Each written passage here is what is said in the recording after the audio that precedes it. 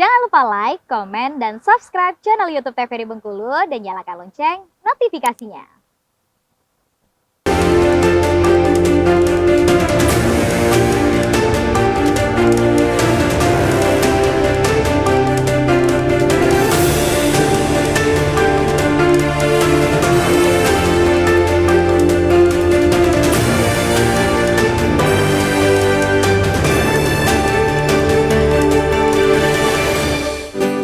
Terima kasih pemirsa TVRI Bengkulu, Anda kembali menyaksikan Berendo, masih bersama saya Afriko Zuhri, tentunya dalam tema kali ini, janji politik paslon. Dan tadi kita sudah berbincang-bincang bersama dengan Bung Leo dan juga Bung Belensori.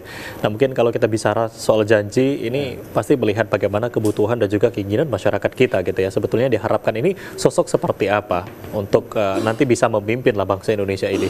Mungkin kalau dari Bang Leo sendiri sebagai pemuda, sebetulnya diharapkan oleh teman-teman pemuda ini sendiri, yang kita harapkan bersama, ini sosok seperti apa yang memang dibutuhkan oleh generasi pemuda, generasi milenial, generasi Z saat ini?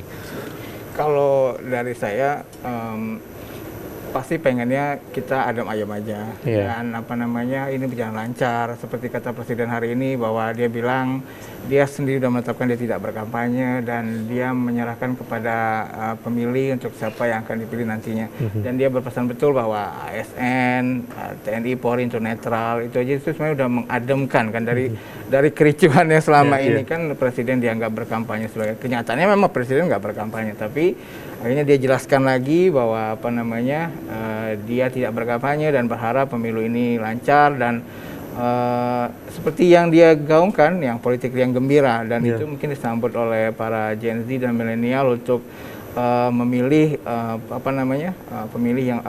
pemimpin yang bisa melanjutkan kesuksesan ini. Oke, mungkin kalau dari Bang Belensori sendiri sebagai seorang aktivis gitu ya, mewakili dari teman-teman kita di luar sana, apa sih sebetulnya yang memang kita harapkan saat ini dengan sosok pemimpin yang seperti apa gitu ya, yang memang betul-betul diinginkan oleh masyarakat saat ini dan juga teman-teman aktivis lah mewakili? Baik, dari yang jelas pesta demokrasi ini betul-betul memang menjadi sebuah yang sangat penting sekali karena kepemimpinan nasional, dan itu akan berefek kepada semuanya nanti, mulai dari menterinya dan pembantu-pembantunya. Dan sebagai rakyat, termasuk juga kita sebagai teman-teman di penggiat gerakan, ini berharap sebetulnya ada sesuatu yang baru, ada sesuatu yang kemudian nanti pada saat hasil dari Pilpres ini bisa memperbaiki kondisi negara, kondisi bangsa kita hari ini. Karena kalau kita evaluasi dari kita, dan kita sering menyuarakan, sebelum Pilpres pun kita sudah menyuarakan, utang kita ini, utang negara kita saat ini udah tembus 8.000 triliun.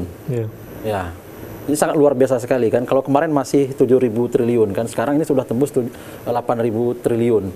Dan dari utang ini sebetulnya kalau dibagi penduduk Indonesia itu, ini kita sudah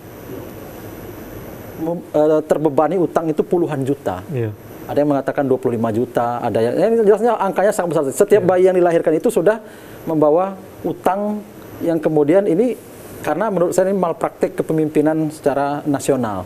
Nah, inilah nanti menjadi beban berat presiden yang baru, bagaimana kemudian mewarisi hutang yang triliunan.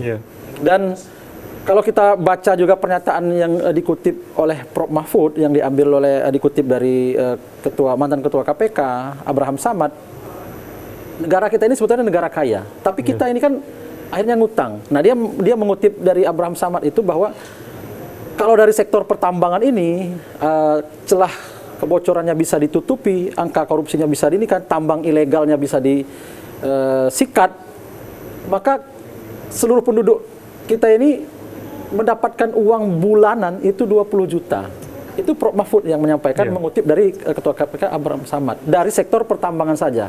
Artinya kalau seandainya pengelola negara ini bagus, berintegritas, siapa yang kemudian bermain-main itu disikat, kebocoran dari sektor pertambangan saja bisa diperbaiki, artinya negara kita akan siapa yang tidak mau, rakyat di seluruh pelosok tanah air ini pasti akan mau bergaji 20 juta dari negara.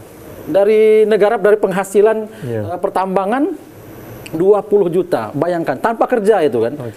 Belum dari sektor yang lainnya, kelautan, pertanian, dan lain sebagainya. Bayangkan betapa kayanya Indonesia ini kalau kemudian negara ini diurus dengan cara yang baik. Artinya negara penduduknya akan sejahtera. Tapi ternyata faktanya utang sangat melimpah sekali. Nah, keinginan kita dari teman-teman gerakan, dari masyarakat sebetulnya ada kemudian kemauan, goodwill dari calon pemimpin yang hari ini bertarung.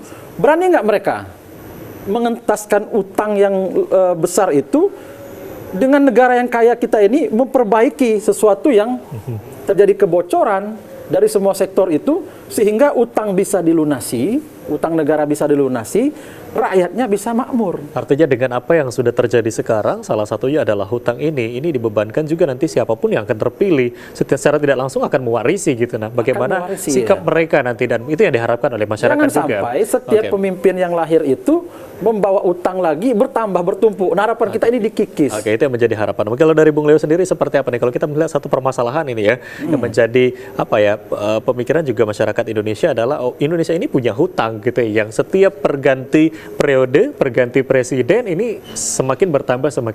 Ini seperti apa, Bung? Kalau dari anak muda Bengkulu ya, kalau saya bisa berbeda pandangan dengan Bung Menansori bahwa siapa sih yang nggak berhutang? Dan keadaan Indonesia bagaimana sekarang? Kita termasuk yang 20 besar dunia dan keadaan negara lain lebih parah. Dengan pertumbuhan ekonomi kita 5,5% dibanding negara lain yang cuma 1, 2, dan 3 termasuk Cina dan Jepang sangat parah. Sekarang Singapura apalagi, Malaysia apalagi sangat terpuruk sekarang. Kalau saya melihat bahwa sekarang keadaan lebih baik dengan kalau misalnya balik ke masalah hutang yang 8.000, tapi kita punya devisa 25.000 triliun. Jadi kalau lihat besarnya, dulu cuma 3.000 triliun udah besar. Tapi kan ini semua kan utang itu kan bisa datang itu kan atas persetujuan DPR juga, dan itu di bawah 40%. Jadi memang batas dari hutang kita itu kan di 40% yang dibolehkan, dan ini kita di bawah 40%. Dengan devisa kita yang 25.000 triliun lebih, ya jadi nggak masalah. Dan kalau bagi saya, asal itu demi kemajuan, demi pembangunan, kalau kami berpikir bahwa dengan hutang yang artinya memang apabila itu berhutang tetapi juga dengan dimanfaatkan yang baik gitu ya, yang tadi disampaikan meningkatkan dari devisa Indonesia juga gitu ya, ini dari Bung Leo sendiri ini masih bisa dimaklumi gitu ya melihat hal itu. Nah, mungkin kalau dari Bung Menansori sendiri, katakanlah kalau Indonesia saat ini kita akan berganti terus gitu ya pemimpin, dan akan kita tentukan nanti siapapun yang akan terpilih. Nah, apakah perlu dengan kita berhutang kembali tapi dengan perubahan yang katakanlah disampaikan tadi, Indonesia juga jadi lebih baik dengan adanya hutang, atau seperti apa nih sebetulnya ingin dilakukan gitu? Ya, inilah sebetulnya kita bilang tadi kan salah urus ya, malpraktik kepemimpinan. Bagaimana utang negara selama 10 tahun ini, udah masuk 10 tahun kan pemerintahan Joko Widodo, bukan malah ini, tapi ternyata semakin meningkat. Sebetulnya dengan kekayaan alam yang saya sebutkan tadi, dan itu fakta sebetulnya kan, apa yang sampaikan Abraham Samad itu, kalau seperti Freeport saja kan, kalau sektor-sektor pertambangan itu bisa ditekan, ini kan Joko Widodo justru cenderung ingin memperpanjang lagi Freeport ini. Dia kunjungan kemarin kan ke Amerika itu mau memperpanjang. Kita kembali ke pembahasan kita sebelumnya ini, mungkin berkaitan dengan hutang tadi, ini sudah cukup lenceng. Kita bahas kembali bagaimana janji-janji tadi yang disampaikan gitu ya. Kita kembali ke pembahasan.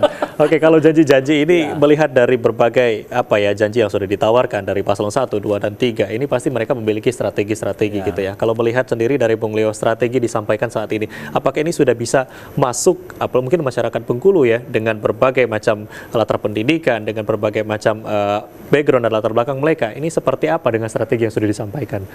Ya, untuk Bengkulu karena dengan berbagai strata pendidikan dan juga kita punya kota dan pedesaan, tidak semua masyarakat juga kita berkecimpung.